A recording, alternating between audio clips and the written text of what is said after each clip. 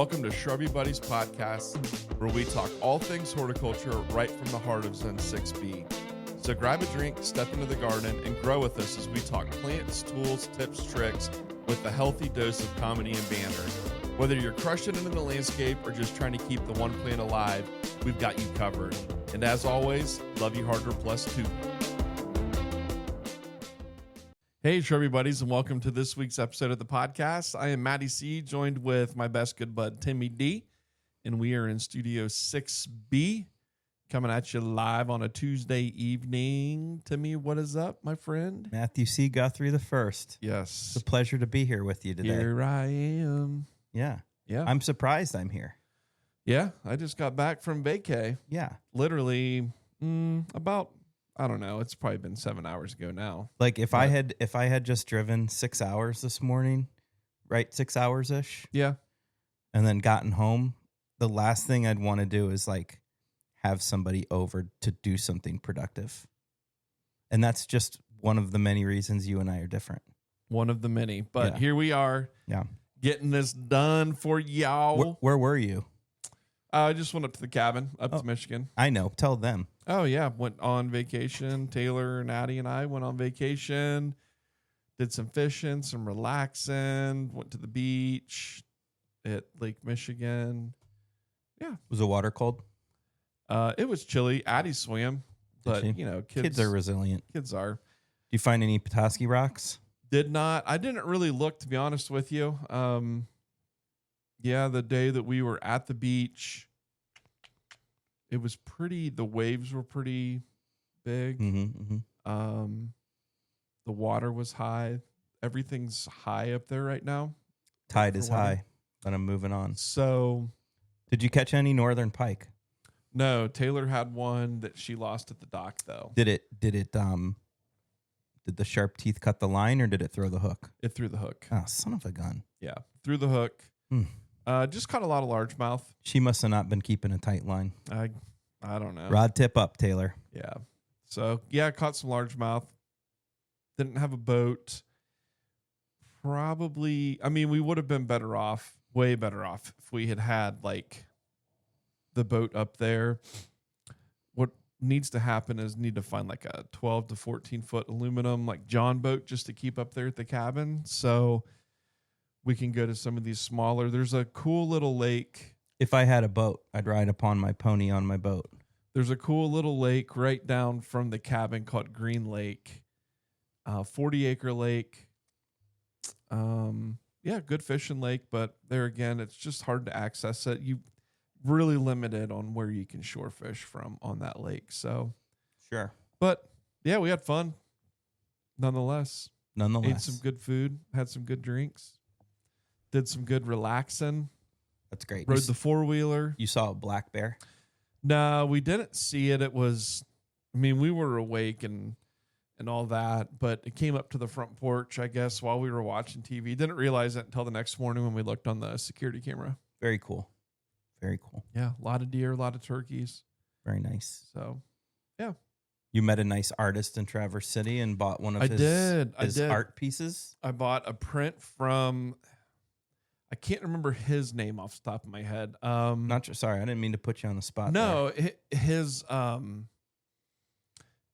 artwork, his Instagram handle and stuff is called Mythical Michigan, and he works at the Enjoy Michigan store in Traverse City, and he does these like cartoony mythical creatures that he has started this whole line of Michigan and Great Lakes. Is his name Eric Richard Buist? Sounds about right. Or something along those lines? Yeah. But Buist. yeah, he does some fun stuff. You know, these cartoony creatures with these big teeth and like 4 eyes. And did they have those shirts you just showed me online at the store? Yeah. They have shirts, hats. I might nab that Great Lakes one if they have it in stock when we're there in a couple weeks. Are you going to Traverse City? Yes. Okay. Yeah. Yeah.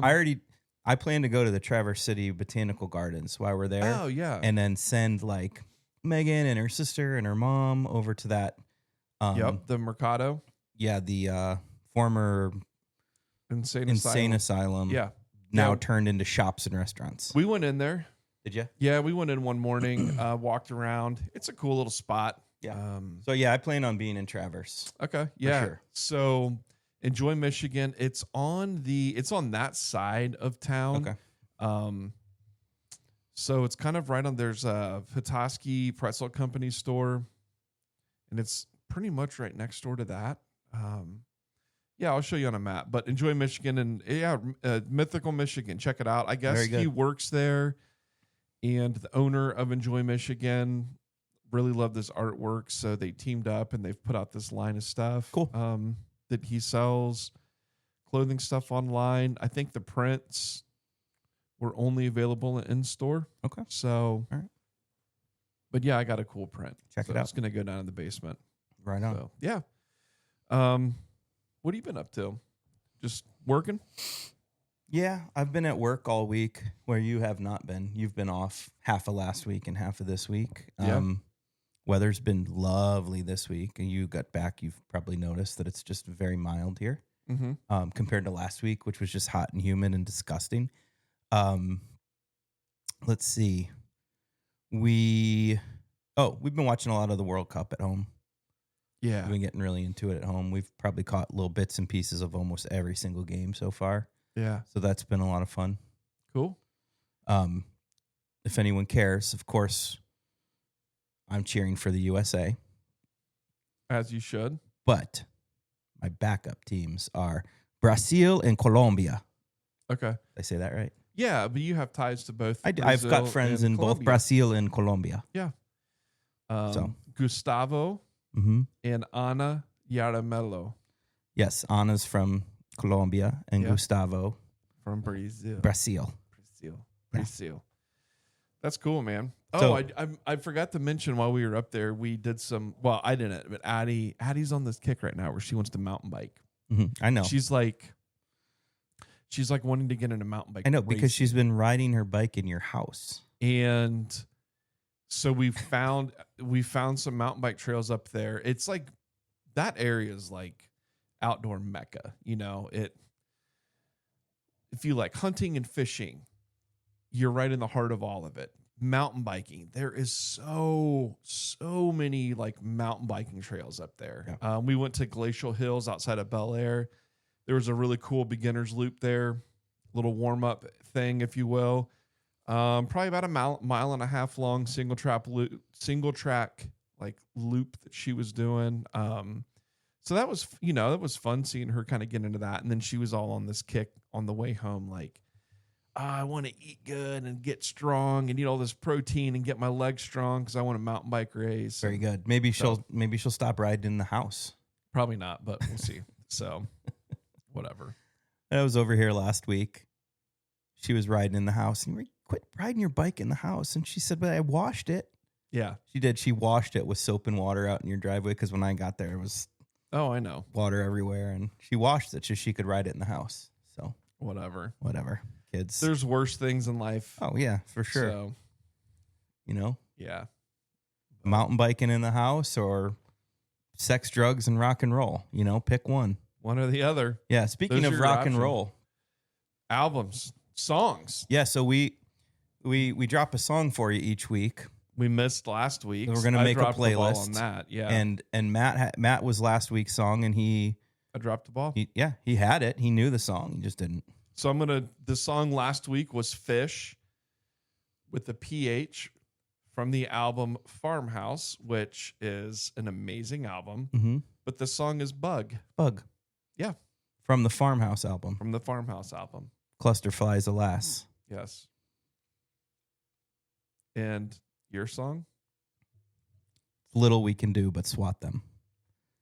But that's not even the song. That's not even your song. That's just Farmhouse. Just the title track. It's a great album. It is an amazing album. Yeah. I think probably Farmhouse. This is probably so like pedestrian of me, but that was probably the song that got me into Fish. That's okay. But that's probably very pedestrian of me. So pedestrian of you. Yeah. Like people like Fish fans are like, ugh. What a loser. You're so mainstream. It's a good song. My song is Right Back to It by Waxahachie and MJ Linderman. It came out in 2024. It's off of Waxahachie's Tiger's Blood album.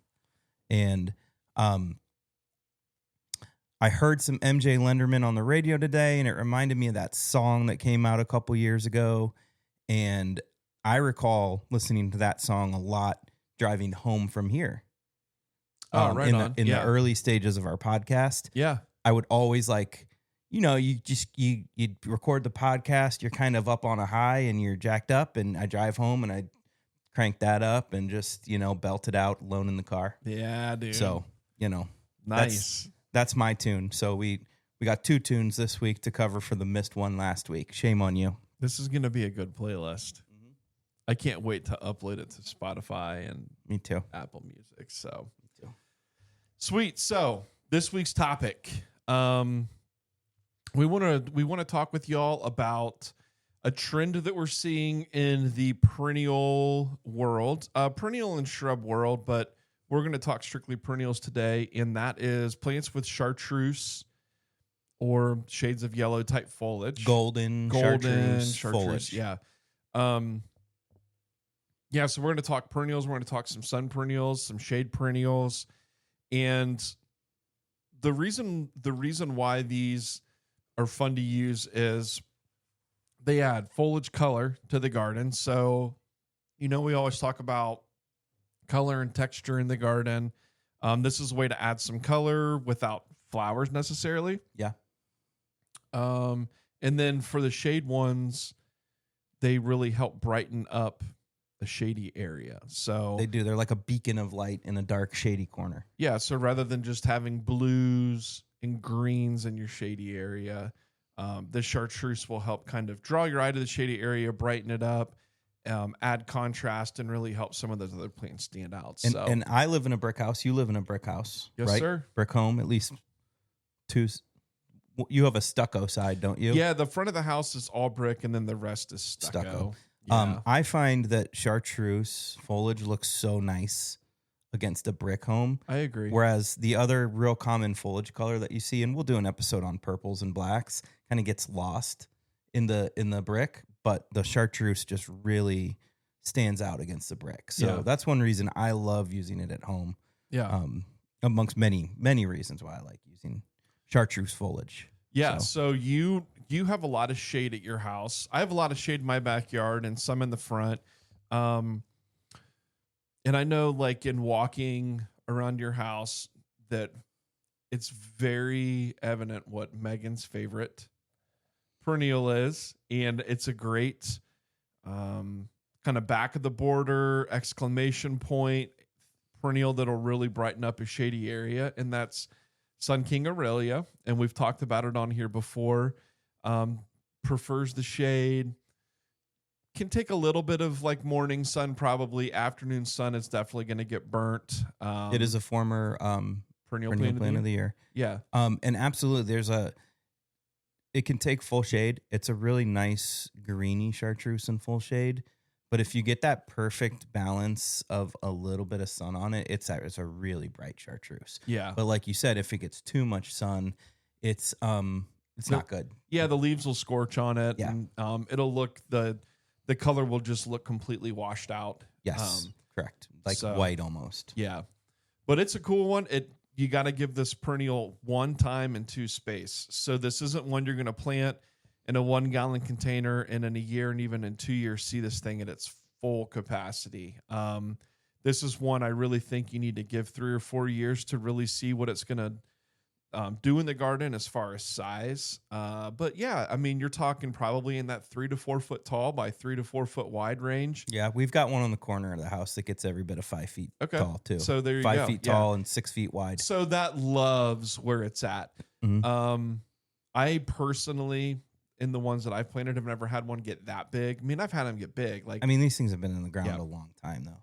But yeah, I mean, just a great perennial that puts off these cool little spiky ball blooms. bloom things. Yeah, on it. definitely an afterthought. Like if you're a nerd, you look at them and you're like, those are cool. But I think most people would just skip right over them and treat it. this is treated as like a sub shrub. It's going to perform as a perennial for us. Yeah. But it's going to get to the size of like a nice big rounded shrub. Yeah. And this is definitely a perennial. You know, we talk about holding off on cutting back your gardens. This is one that goes away because once the cold weather comes, it's kind of like a hosta, and then it melts to the ground, and it gets like icky, and definitely we clean up that foliage. Yeah. And it's a little bit late to emerge. They always emerge for us, but it's a little bit later. Yeah. So I always remember seeing these holes in the garden, like, what's that going to be? And then I start to see the little foliage poking through. Yeah. And then I remember. Yeah. So Sun King Aurelia, common name spikenard. Spikenard. But I think that Aurelia, Sun King, is just as easy to remember as spikenard. Very good. Very good. Yeah. So we're starting on shade, huh? Yeah, I just figured, cool. That we could go right into shade because it's something that we both have. I think that a lot of people do have shade and sometimes struggle with finding the right plants for shade because we can get them. We can get all kinds of blues and greens to go in the shade. But let's talk about some shade yellowy plants. To right on. Brighten that up. So, yeah, and I thought Sun King would be perfect because Megan loves it so much. Yeah, Megan, you can be done listening now. So we covered your favorite plant. Sayonara. Another one that we have at home is Amber Moon Astilbe. Yeah. And I know you've not used it. I haven't, no. And I think it's probably in the same series as the Dark Side of the Moon Astilbe, which is the purpley black foliage. Yeah. So it's got pink flowers, but then it's got a really nice chartreuse foliage. Again, it's a shade plant. So if it gets too much sun, it gets kind of baked, and Astilbe's just like more consistently moist soil. For sure. We've got our plant just in some random weird spot in the back corner, and it really likes it there, and it's a really pretty plant. So, it's funny because on these, the flowers are almost an afterthought because the foliage does so much throughout the year. Yeah, and the Astilbe flowers are nice when they do flower, but it's short-lived. It's a very short-lived flower. They're not like a big, they're not a rebloomer. It's not something where if you cut the flowers back on it, this thing's going to continue to flower for you the rest of the year. So that's kind of cool for it. The foliage of Astilbe is nice to begin with because it is this kind of delicate, lacy type foliage. But then when we can start to add these colors, like you had mentioned, Dark Side of the Moon is a good one. But this Amber Moon is fantastic. That will really help brighten up maybe the front to middle part of the shade border. So for sure. So another one that you have too at your house was the Carex. Everillo Carex. Yeah, I just completely drew a blank on that. And we love grasses. We love the Carexes. Most of the Carexes you're going to find are going to be in the green shades. This Ever series that Everillo falls into there's plenty. There's Everest and Evercolor. Is it the Evercolor series maybe? Yeah. Lots of variegation, white stripes, yellow stripes. But the Everillo is the one that's completely chartreuse. And it is bright. It is really bright. Such a clean look to it. It doesn't get the brown edges ever. It's just really clean looking plant.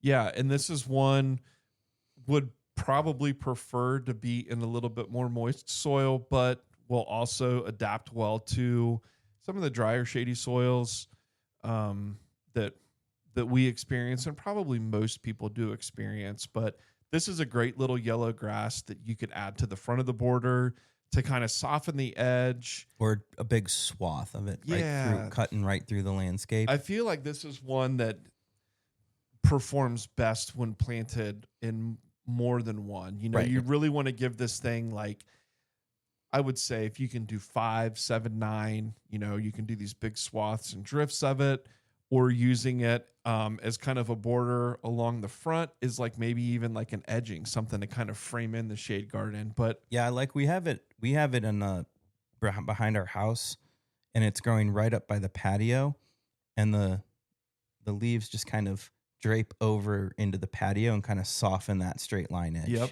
absolutely. So that's really nice. Also great for a container. Oh, yeah. A shade container or something like that. So you go ahead and pick these up, and then you can plant them in your yard as a perennial if you'd like. And then another perennial that's kind of in the same vein as that is the Acorus. Ogon is the cultivar on that, and it goes by Sweet Flag would be the common name, I believe. But it's very similar in that it's a grass-like texture, bright yellow, and it, like the Carex, prefers to have pretty wet soil. So great in a container with other wet-loving plants too. Okay. So yeah, perfect. We have it along the front of our house, and the only reason it's doing well is because it's right near where the all the rain on our house comes down, and if it rains hard, it kind of just goes right over the gutter into this one bed, and it always stays nice and moist in that one spot. Yeah. If we had it anywhere else in the yard, it'd probably die. Yeah. Yeah. Isn't it funny how so much of the shade stuff just likes the wet soil? It's tough. Yeah. Wet shade's hard. Most of the shade plants we're going to talk about today are going to be more like wet soil loving stuff. So we got a few dry yeah. shade ones on. But here. while we're on the grass subject, another great grass. This is another one that you need to give some time to get established and get going. Prefers evenly moist soil, and that's Japanese forest grass. The cultivar is all gold. Yes. Real easy one to find at the garden centers, but when I personally have not had luck to really get a good stand of Japanese all gold Japanese forest grass or any of the Japanese forest grasses to go. But boy, do I love them when they've got them going. You know what I mean? Like, especially like if there's like a little water feature or a stream and you've got, I don't know. Yeah, man. Because it does have a very Japanese garden vibe to it. Sure. It's very flowy, and it is very slow to get going, but once it goes, it's very tough. And it is great. It can create a really nice mold. Like, it can cover the ground. Yeah. And just be... It's dense, too. It's very dense, and it has a very similar habit and form as this Carex and this Acorus we talked about. But I would say the leaves are a little bit fatter, a little bit wider, and then they come to a really nice point. So they just have a really nice texture when you put all that together. Yeah, it's a little bit more, the plant's a little bit more coarse. It's probably going to hold its presence more in the garden than some of these other things, but it still is soft enough. You know what I mean? The way it flows. So yeah. I think, and it does a really good job in dry shade. It can't do good in dry shade at the beginning. Like, you really need to baby it at the beginning, but once it gets going, it's fine. Yeah. Kind of like Randy Beefgrass in that sense, epimedium. Mm-hmm. Like, very drought tolerant, but it needs a lot of water up front. Yeah. So on the front side. But what's a good one that can take dry shade, and I've got a couple at my house that were, I don't know, I feel like the save me plant racks, like the I'm going to die if someone doesn't buy me for $1 plant racks. And that's the citronelle heucheras. And boy, do those things just perform. There's a lot of heucheras that offer a lot of fantastic foliage colors. And I would say heuchera is probably one of the easiest ways to get into foliage color in the shade garden. Right. And there's a lot of yellow chartreuse golden ones, but it's the citronelle. Citronelle just seems to perform really well. It has big, soft leaves, nice, clean look. So bright too. Bright. They really, really brighten up the shady spot. But yeah, that's a great one if you have heucheras and maybe you don't have one of these yellow or chartreuse color ones, try citronelle. Yeah. It's a great one. There are other, like you said, there are other yellow and chartreuse colored ones, but I think citronelle, even in trials, I think citronelle has always kind of come out towards the top. So it reminds me a lot of the caramel heuchera. Yep. As far as just the vigor and the size of the leaves, but it doesn't have those orange hues that the caramel has. Yeah. So yeah, that's a good one, but it will do well in drier shade. So yes, this one's going to be a little bit tougher of a perennial. So, and let's use our heucheras in mass, people. Yeah. Let's plant at least 3 of them together. Unlike me, where I just have onesies. But they were like, hold on. They were on the rack, and there weren't many of them. And I'm not going to let that good plant die. I get it. I too often see heuchera used as like little polka dots in the landscape, and I want it like let that thing have that moment. All right, I'm going and buying like 8 more. Yeah. Okay. And that's just to again slam in there. That's just my opinion. That's just my design opinion. That's not facts, but I know. Kind of. I know. Okay, so hostas are kind of the quintessential shade plant, right? They come in all types of shapes, colors, sizes, textures, you name it. There's probably like 16 million different hostas. So there's this book that Smith Gardens has. They had, and correct me if I'm wrong. It's called the Hostopedia. Now, this book that they had was not new and updated. It was an older book. So you can only imagine how many new hostas have been introduced since this was published. But I think that there were 10,000 pages in this book. A thick one, huh? It was like, 5 inches thick. That's awesome. Of nothing but hostas. And it wasn't like one hosta per page. This was like, I don't know, we'll just say an average of 3 hostas per page. Jesus. And it was, I swear, I think it was 10,000 pages. Hostopedia. That's crazy. Yeah, so there's a shit ton of hostas. So many hostas, but and there's plenty that are very chartreuse all the way through, but a couple that we picked out that we like. We'll start with Fire Island. Yeah. Right? Yeah, Fire Island's a great one. And what's fun about Fire Island is it's got a very traditional, wide, almost heart leaf shaped hosta leaf, but then the stems, the petioles of those leaves are red. Okay. I'm wrong. What? I was way the hell off. 10,000 pages, Matt. I'm an idiot. I just Googled Hostopedia here. It's roughly 1,128 pages, but it contains over 7,400 hosta descriptions. Wow. So 7,400 hostas, over 2,000 color photographs. And the book itself weighs roughly 12 pounds. Jeez. So go ahead. Sorry. No. Fire Island. Yeah. Back to Fire Island. Yeah, Fire Island. The reason we like Fire Island is because of those red stems. Really cool.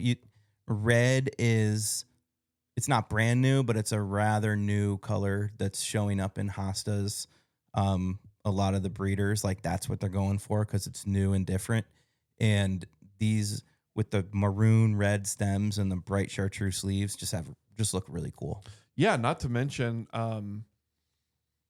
the flower color on it too. I know not everyone's into hosta flowers, but the Fire Island flower color is like a really, really deep, pretty purple, which the purple, when you put purple with chartreuse, it's always a cool color combination. But you throw that purple flower on top of that red stem, and it's so cool. Not a very big hosta. This is one that could easily get lost if you tried to plant it amongst a lot of other larger hostas. So definitely keep this one at the front. Yeah, we have it in a very similar spot to the Everillo Carex. Yeah. It's in that same bed, just down a ways. So it's right there growing right over onto the patio, softening the edge, but there's nothing big where around it that could, eat it up. I would say probably foliage height 12 inches. And then maybe with the flower height, you're looking at maybe a 2 foot tall plant. Yeah, but it is a cool flower. And, hosta flowers are often forgettable, but these are really nice. Yeah, I think like white hosta flowers are often forgettable, Yeah. but this one's cool. And like you had mentioned, the red, and the breeders are really starting to, at first it was just the red stem. And now they're really starting to try and bring some of that red color up into the leaves. Yeah, so you're going to see some really cool hostas being introduced, in the coming years. But there's a couple other good ones. There's another small one called Chartreuse Wiggles. And I just like the name. Yeah. Say it again. Chartreuse Wiggles. Chartreuse Wiggles. And then there's like Curly Fry, very similar. But these are both... they called me Chartreuse Wiggles in 11th grade. Yeah, they did. Didn't they call you Curly Fry? Mm-hmm. They still do call me Curly Fry. Very cool. But yeah, so these ones, again, are not going to be real big. Like, I don't know, 10-inch tall plants, 10 to 12 inches tall. More similar to slender, strappier leaves. Just these real thin. And wavy edges. Wavy edged leaves. Very cool. But if you want, maybe you want a hosta that's got a little bit more presence in the garden than these kind of front of the border type plants. A good one would be like August Moon, is a larger, more traditional looking hosta that's going to offer these chartreuse looking leaves. So, cool. Yeah. So hostas definitely, there's another one that we kind of sometimes around here will treat kind of like in the perennial garden as like a spring type ephemeral. They will stay around. They just don't look as good, especially as we get into the summer and the hotter, drier weather. And that's Dicentra or Bleeding Hearts. But there's a really cool one out there that is called Gold Heart Dicentra. So it's just this real pretty. The foliage is the same shape and texture as the Bleeding Heart that you would be used to seeing, but the foliage is yellow, or this real pretty chartreuse.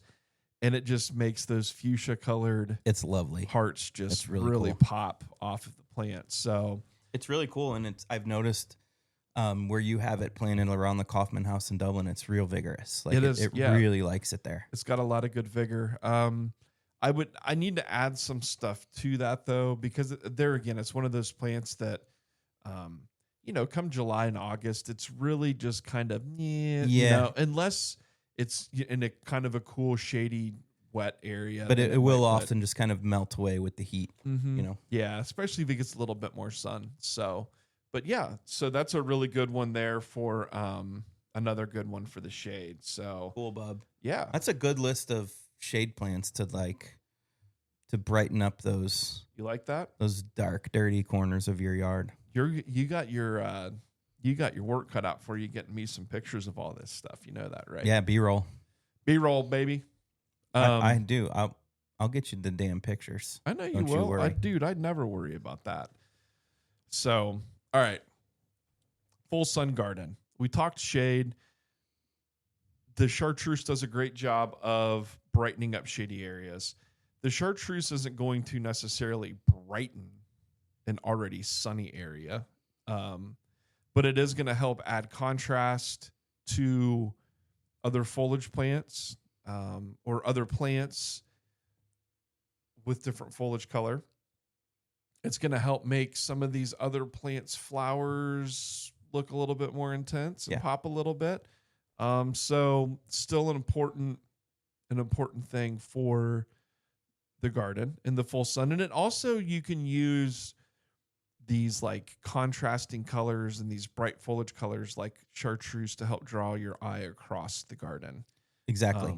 Yep. So, and also you kind of touched on this, but it can be like a bright spot in a sea of green, especially when if your garden's in one of those lulls where there's not a lot going on flower wise come July, August, and you've got these bright spots, it still provides some lovely interest. It does, but the goal is, people, playing your garden so you've always got something going on and you're never in that lull. Chronological it. So one of the most common tough-ass full sun perennials, I would say at the garden centers is Nepeta. Cat mint. So there's been all of these different cat mints that have come out in recent years. There's the tried and true Walker's Low, still probably the number one selling cat mint. There's Junior Walker. There's the Cat's Meow. There's, what are some of the other ones? There's a lot of riffs on cat words. All cat stuff. But in recent years, there's been some introductions. There's two that I'm aware of. One's called Chartreuse on the Loose. Mm-hmm. And then I think that there's an improved version of Chartreuse on the Loose called Lemon Perfection. Purr. Yeah. Perfection. Lemon Perfection. But these are cat mints with yellow foliage. Yeah. You still have the pretty purple flower. Mm-hmm. You still have that tough ass plant that can just power right through any of the hot and the plant that can be sheared back 2-3 times a year for reblooms throughout the year. When I first saw Chartreuse on the Loose, I wasn't sold. I don't know if you remember, but I just thought it kind of was that at Cultivate a few years ago at the Walters booth. Yeah, and I thought it kind of looked sick, but it's grown on me, and I really do like it. Did you think it looked a little chlorotic? Yeah, I did, but I don't always think that Chartreuse things look chlorotic. I just thought that one did. Okay, fair enough. I don't know if it was like some of the lower leaves that were being shaded out were greener, so it had like a two-tone Chartreuse green look to it. I don't know, but it's definitely grown on me with those bluish purple flowers set against that Chartreuse foliage. So, boom, man. Yeah. And what a freaking color combo, right? Great deer resistant plant too. Yeah, that scent really helps keep them away. So, and they bring the pollinators to the garden. I mean, they're just a really, really tough plant. And, it seems like sometimes everyone's out looking for the, like, oh, I need to get this like super unusual and rare thing because everybody's got this planted or everybody's got that planted. But, I mean, sometimes that's okay to use, the thing that everyone's got planted. And there's a shitload of Nepeta planted around the city of Dublin, and for good reason, because you know what? When that stuff's flowering in late spring, the city looks amazing. It does, and there's probably not a perennial that doesn't look good by it. Yeah, it like makes it's just like shine. Makes everything look good. Yeah, so, yeah, for sure. I'll just skip to another similar type plant in the mint family with the square stems, and that's Agastache Golden Jubilee. So another one that's the deer aren't going to be a big fan of. Very similar flower color. Think of a Agastache Blue Fortune with yellow leaves, with chartreuse leaves. So it's got a very cat mint like look to it, but just taller and bulkier plant in the garden. And we've noticed flowers a little later too. Yeah, for sure. And we've noticed in the garden that it does like to jump around a little, reseed around, but it comes true to seed. So super easy to find those chartreuse seedlings and yank them if you don't want them. So, pollinator crazy. Yeah. Okay. And let me ask you this. So I know with Crazy Fortune, which is the variegated like Blue Fortune, it will... No reversions. It will revert. Okay. Back to just the regular plant. I know which one you're talking about, and that's a cool plant, but it does revert like crazy. It reverts like crazy. I've never noticed. We've had this in the garden for 10 years, and that's never happened. Perfect. Love it. I need to try it. Yeah. Yep. So cool, man. So big. This is another big kind of tough ass plant. Cultivar of one of our natives, but it's a Baptisia.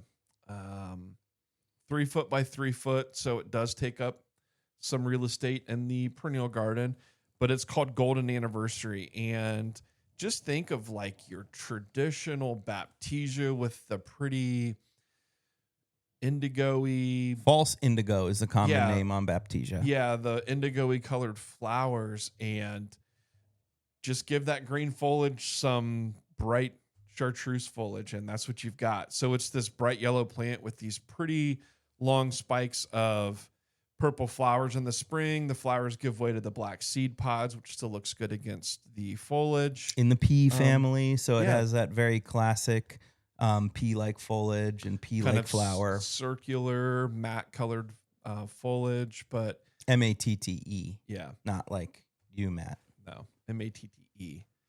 But yeah, great plant. Baptisia Golden Anniversary. Again, lovely plant. Really clean look. I love that plant. Again, another one that's tough as nails. I mean, you plant this and you get it established. Baptisias in general. And got to be careful with baptisias, though. They have a presence in the garden. They're not for a small, slender border. You need to plant those in a pretty big perennial border, because when they get happy, they'll start to outgrow that space quick. And they are not an easy one to dig up. No.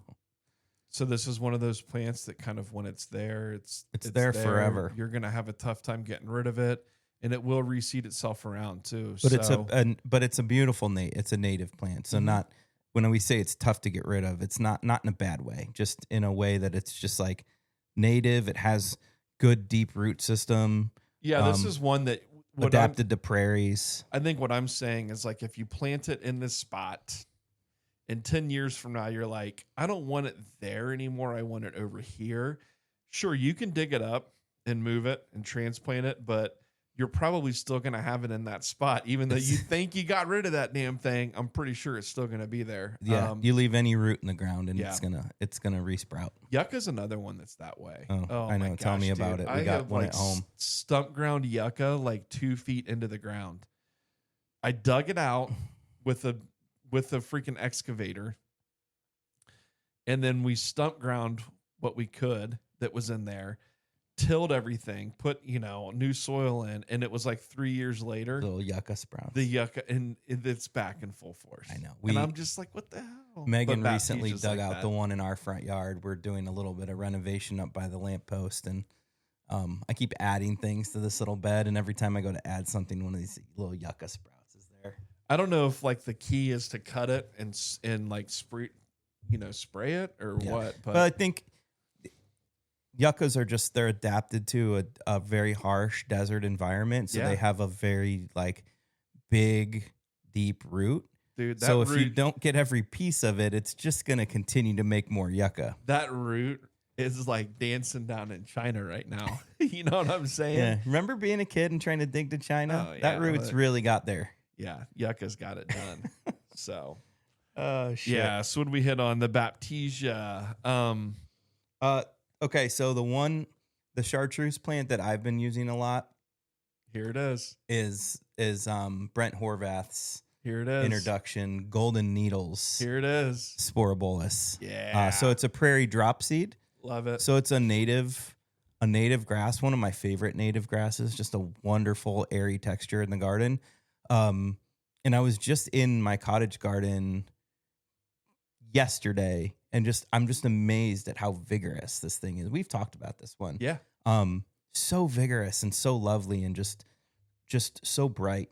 So I planted a bunch of little spots of like 3 to 5 throughout the garden, and they just draw your eye right across. So Megan planted some of that at Inniswood last year when she redid the front entrance beds there to the gardens.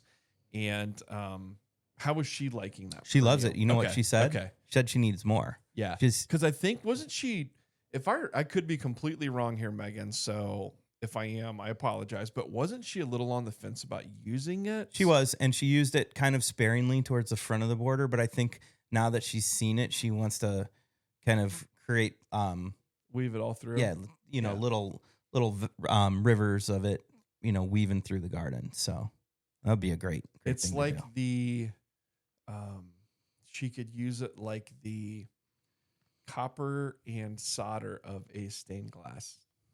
You know what I mean? I have no idea like what you're have talking all about. of these like stained glass, like tile mosaic things, right? And then the prairie drop seed, golden needles could be like what holds it all together. Okay. Like the grout on tile. Sure. Okay. All right. Sorry. I get it. You get what I'm getting at? Yeah. So, Hey, Megan, do that. Yeah, I was copper and solder. Anyways, moving right along here. There's a perennial that I've used I know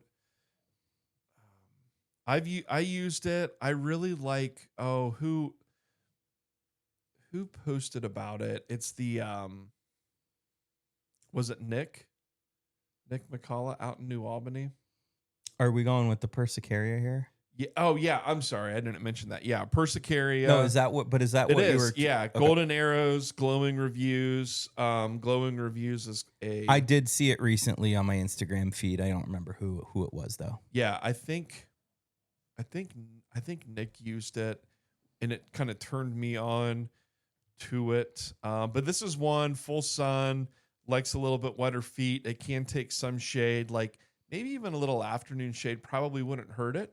We have it in our back corner and it gets some shade back there. Yeah. So maybe not, especially if it's going to have drier feet, maybe not something that you want in that like sun up to sundown. But like if you've got 6 to 8 hours of sun the first part of the day, and then you have that late afternoon and evening shade with ample moisture, it'll probably do fine in the full sun. But yeah. But this is a great one. Mountain fleece is the common name for it. There's a couple different ones. There's golden arrows, which is the more not traditional, but the standard for the yellow foliage. Mm-hmm. And then there's an improved version called glowing reviews. Yes. Very similar plant, but with more vigor. But it's just a real nice, almost these like, are they like heart-shaped or spade-shaped leaves? Yeah. Kind of has this wild look to it with how it grows. I don't even know really how to describe the plant. Probably going to get in that 2-ish foot tall range, something like that. And it just gets these, the flowers on them are these kind of long, furry red spikes. Yeah. The little not tubular, but these little cylinder looking type flowers. And it just kind of loads up. The flowers, like one flower by itself isn't anything that's going to wow you, but True. it really loads up on the flowers. True. So, yeah, I don't know. I've used it. I've got it planted in an area that gets more moisture. I've got it planted with. You have it in your rain garden. What's that iris that I used? The versicolor. It is, but it's the one that is it Black Flag? Iris versicolor. It comes out black. Anyways, versicolor. I'll acknowledge it. Okay. Versicolor. Yeah. All right. So, golden arrows or glowing reviews, Persicaria, common name mountain fleece is a cool one. Yes, and that's like we mentioned. That's probably more of a part shade, not a full shade, not a full sun, but somewhere in the middle. Yeah. So there you go. There's a part shade perennial for you. Yeah. So. What else we got? You know what? Oh, there is one on here. We've got one more to talk about, and we're just going to throw it out there. You can. Okay. You can say it. And I had some in my yard that I recently dug up and gave away for free. And that's Sedum Angelina. And this is a very, very low rock garden-y type sedum. I mean, this plant only gets a couple inches tall, but it is super bright. It literally in the middle of the night, I'm pretty sure that it just glows out there. Glows in the dark. It does. Gets a very inconspicuous yellow flower on it. You're not planting it for the flower, but you need to give this thing some real estate. It's very easy to rip out and get rid of, but it will spread like crazy. Yeah. And once it gets established. You mentioned rock garden. When I think of this plant, that's where I think of it. Yeah. Where I think it should be. A crevice garden, a rock garden, somewhere where it can kind of grow up and over little boulders and rocks and weave around. For me, it doesn't work in just a typical border just because it's so short. Yeah, that's why I got rid of it, one, because it was very short, and two, I was just like, damn, like, if I was like running the weed eater along the flower bed and I hit some and it flung sedum bits into the flower bed, right? Like, and it sprinkled this like sedum dust, then like all of that little sedum cuttings that got thrown out by the weed whacker. Yeah. they are all now becoming sedum plants. And I was just like, whoa, Yeah. this is too much. So Yeah, sedums in general are very, easy to propagate like that. yeah. But this one in particular just seems to really take off. Yeah. So I dug it out, gave it to some neighbors, and they were very appreciative of it. So I think it'll be a good plant for them, but just not for me. Maybe it's perfect for you. Maybe you have a big area that you just want to blast with some ground cover that's going to be tough as nails. Blast it. So I also think it's worth mentioning that, we gave you a pretty good list of perennials today, but there are so many wonderful chartreuse leafed shrubs that we'll do an episode. We're going to have to do an episode on. Yeah, I want to do. You've got like a chartreuse elderberry. You've got. Stop it. Oh, you don't want me to No. blow the load? Nope. Okay. There's just Chartreuse some really shrubs and trees. really great chartreuse woodies. Yeah. And we are friends with Woodies for garden goodies. we are. So yeah, we'll probably not next week, but let's get that on the docket, if you will. Also on the docket, we like doing these foliage color episodes, and there's a lady that's, I don't know her name on the socials, but she is doing these goth gardens. Yes. And yes. I want to do an episode for people on goth gardens too, which is literally how you would imagine it, black foliage. So It's funny that I've actually been asked that question multiple times by multiple different people. Like, I want to do kind of like a dark goth garden. Yeah, it's not, I know. I mean, it's not a real one-off thing. Like it's pretty popular. It is, yeah.